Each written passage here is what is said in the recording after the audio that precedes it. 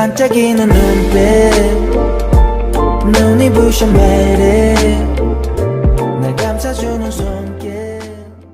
Everything began when shocking news spread that Ji Hyeok had collapsed. People were stunned, and at the same time, Go Sung-hee tried to attack Park Jin-suk in a desperate and cruel way. But Jin-suk and Ji Hyeok managed to overcome the danger wisely, and Sung-hee's actions slowly started to come back to her. Soon after Go Sung-hee released an exposed video on YouTube, public opinion changed instantly. The video showed that last place where Woo Jin had been seen and contained important clues. Park Jin-suk watched the video over and over, afraid to miss anything. That night, he sent people to trace the location himself. The report led him to Busan near Dongho Hospital. Woo Jin was there, hiding under a different name, and Eun O was with him. Jin-suk rushed to Busan without hesitation, but before he arrived, he received a call saying Woo Jin could not be reached. His fear grew stronger. When Jin-suk reached Woo Jin's small apartment, the door was unlocked. Inside, Woo Jin was collapsed on the floor, barely breathing. His lips were pale and his body was cold. Jin-suk carried him straight to the hospital, not even stopping for an ambulance.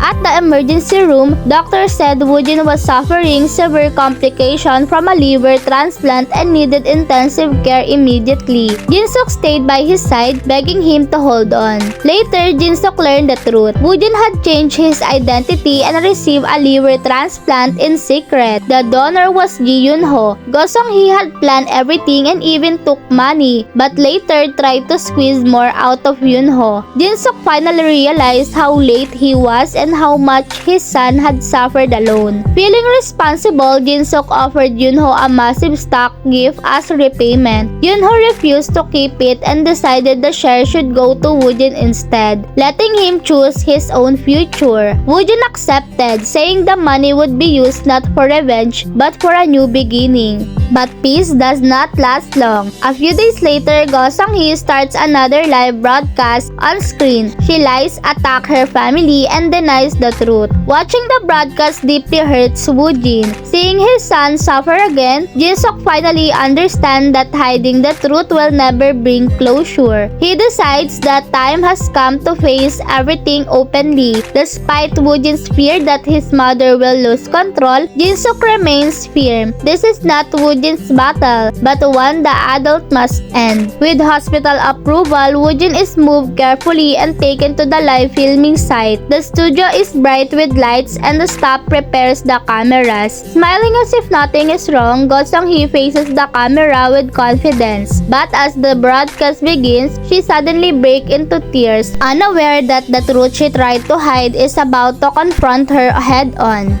'Cause you are beautiful.